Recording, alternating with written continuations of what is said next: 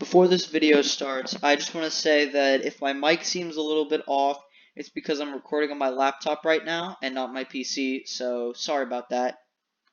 Hello everyone, welcome back to my YouTube channel. My name is Franco, aka Rebel Goldfish, and today we'll be talking about an amazing website called Pokémon Showdown. Today we're going to cover the basics. If you don't know anything about Pokémon Showdown and you're just watching this out of curiosity, we'll be telling you what it's about. For beginners in Pokemon and people who want to start competitive battling, we'll cover some of the main elements you need and how Pokemon Showdown can take care of that, and some other helpful resources that you can use that will make this website a lot easier.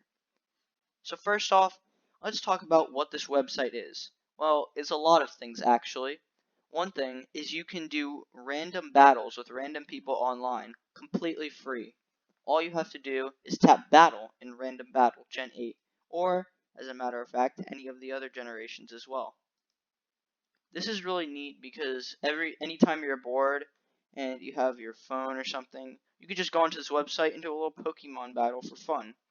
It's really cool, and it's a feature that I love. But that's really not what this website is about. You see, there's tons of different formats here, which a lot of them I don't even know. But let's go here, VGC 2020. You have no teams. I think we know what that means. Let's click on this icon that says Team Builder right here.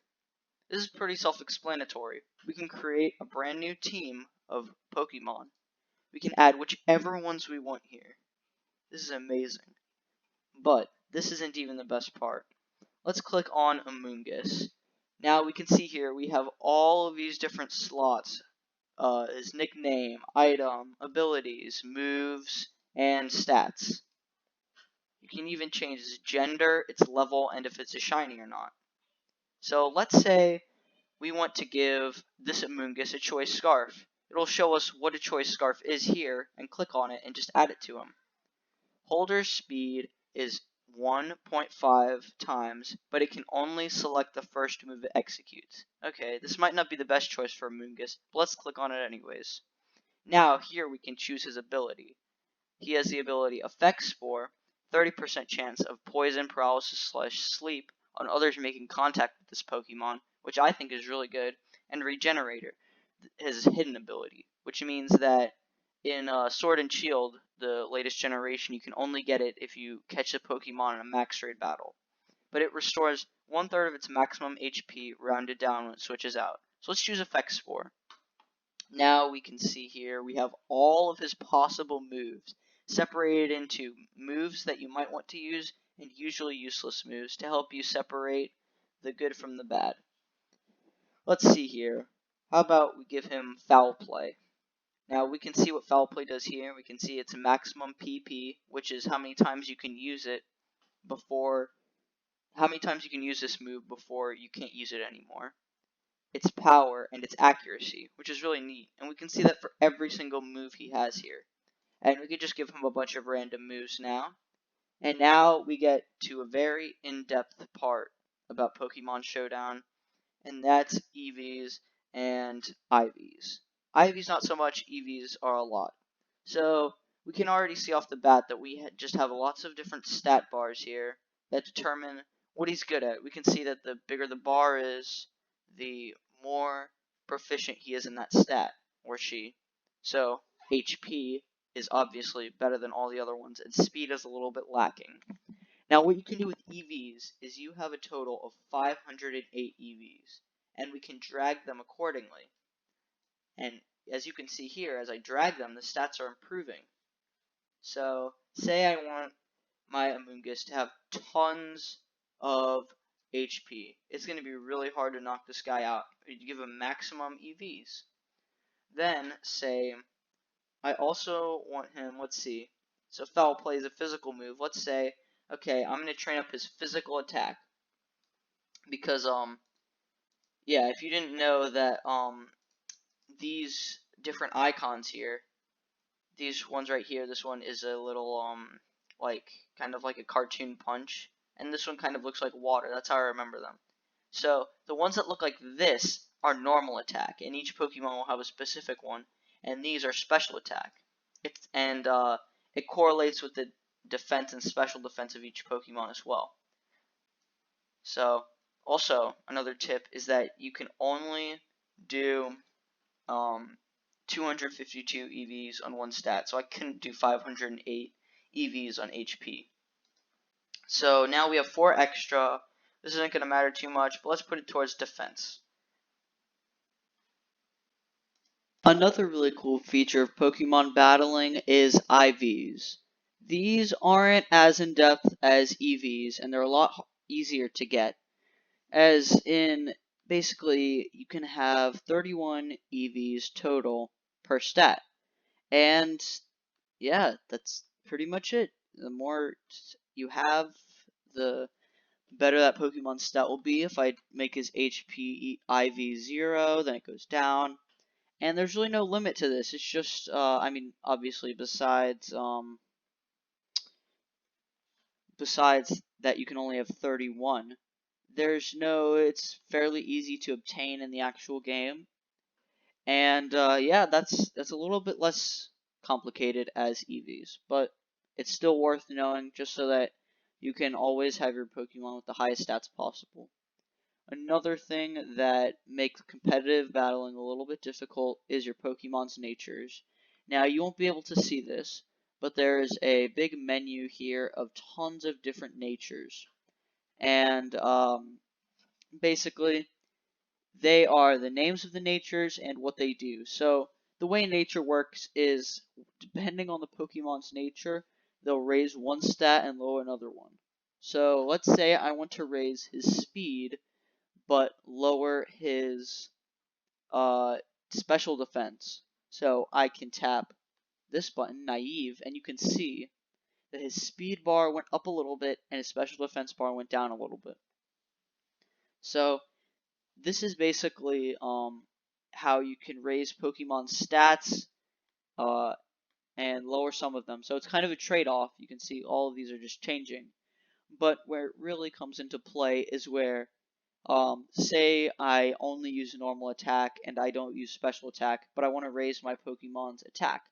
I can find the nature for it, which would be adamant attack plus attack minus special attack, because when I'm minusing my special attack, it's not doing anything because I'm not using any special attacks. You get it? Because, yeah, I think it's pretty self-explanatory if you can understand it. Because that's special attack, and if I had all normal attacks, then I wouldn't need special attack stat. So that's really cool. Also, if you really don't want to do all the work of this, because I know it can be a little complicated, you can have the Pokemon's guest spread up at the top, and it's basically the website trying to determine what they think the best EV spread would be based on your Pokemon's items, base stats, which are these bars, and moves. Also abilities as well. So if you tap that, you can see it's completely different from what I put. They're actually adding speed there because Amoonguss is holding a choice scarf, which ups his speed. But you can see how drastically that's increased. If you give him a plus EV and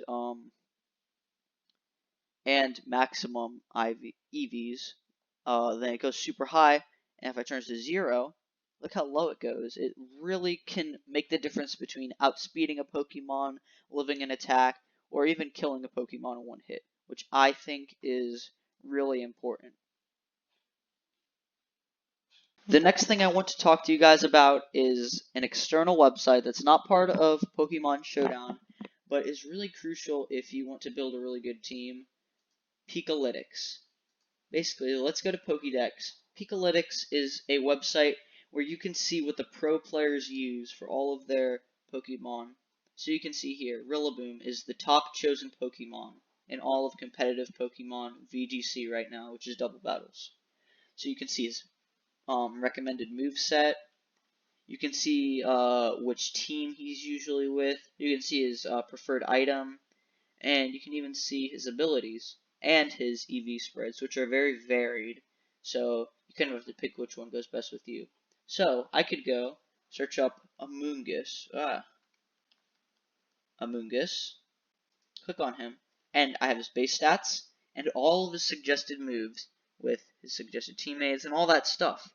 And so I can see that I didn't do very well here. I mean, Effect Spore apparently isn't that good, and I should be choosing Regenerator.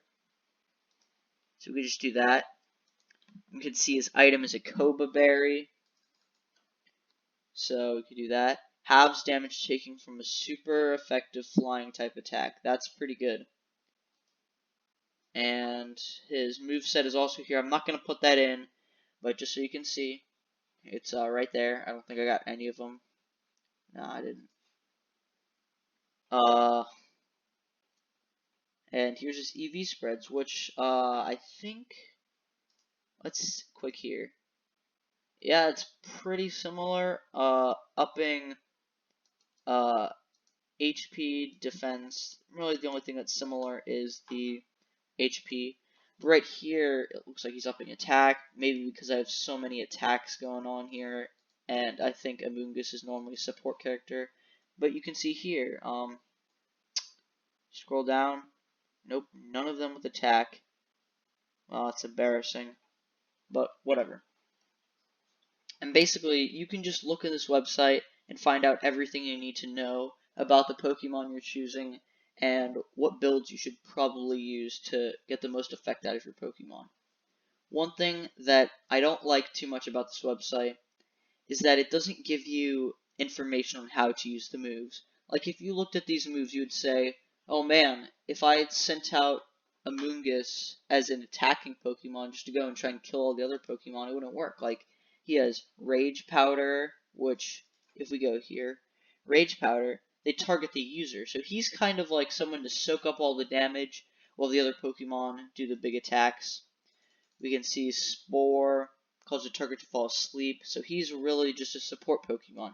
He's not a Pokemon that you would use attack for. So this is why I don't think this is the right build, upping his attack. So you get what I'm saying?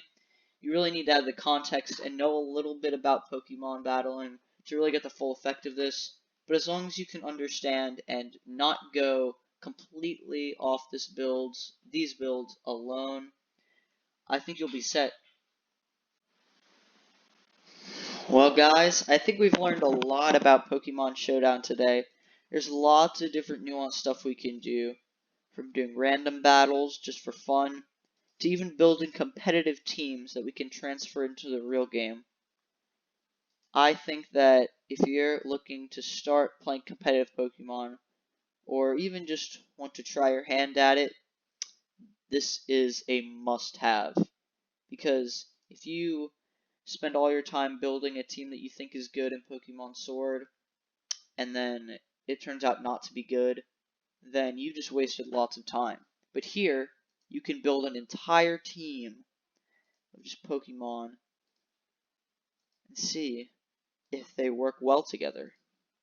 And if they do, you're set. You can go and build your team in Pokemon Sword or Shield, or whatever game is out whenever you're watching this. And you can also make adjustments to your team as well. So if you say, oh man, having the Guavaberry Komodo is terrible, let's put in leftovers. You can do that too without having to say, okay, let's try out both of these in the actual game, going to collect all the things and doing all that every single time you want to make an adjustment, because that's a big headache. All you have to do is type in something here. I don't know, I typed in F4. But yeah. It's pretty awesome. Anyway, guys, thank you so much for watching this video. If you want to see some more Pokemon content like this, because I absolutely love playing Pokemon on my Switch, please leave a thumbs up. That would be greatly appreciated. I think I'll be making a video in the future about how to get EVs and IVs for your Pokemon the easiest way possible. And, yeah, I guess I'll just be doing my thing. See you guys next time. Bye.